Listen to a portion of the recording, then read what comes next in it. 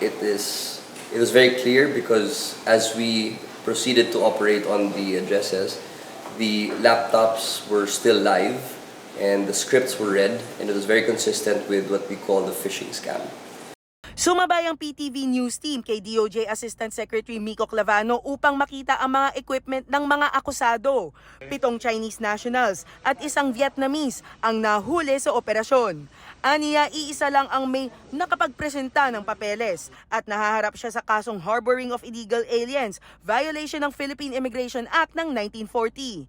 Dagdag ni Clavano, kasalukuyan pang kinukumpirma ng pinagsanib puwersa ng Department of Justice, National Bureau of Investigation at Bureau of Immigration ang posibleng pagkahuli sa isang boss na may kinalaman sa Pogo Hub sa Porac, Pampanga. Them is suspected to be a boss from the Porac Pogo Hub, although we are still verifying that his identity as of this moment. Ibinunyag din ng DOJ na mayroong isang bahay na may koneksyon umano sa kasalukuyang nililitis na kaso kay Alice Guo.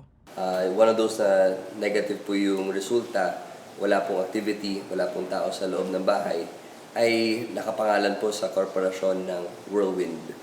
So this is connected to the previous raids and all the companies that are connected to Alice Guo and Company. Todo tanggi naman ang sinasabing posibleng Pogo boss ng Porac, Pampanga. Aniya, isa raw siyang negosyante na galing Nanping, Fujian, China at uuwi na raw siya dapat sa susunod na buwan dahil wala raw siyang napala sa Pilipinas sa loob ng 1 taon. 本来这个计划的话，11月或者12月份就回去了。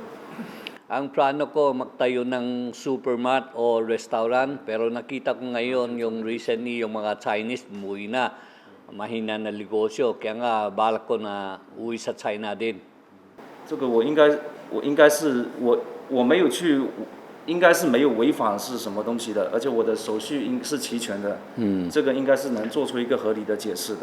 Wala ko violation dito, tapos meron na akong passport, tsaka meron na akong extension. Sa tingin ko, wala naman ako violation, wala ko takot dyan.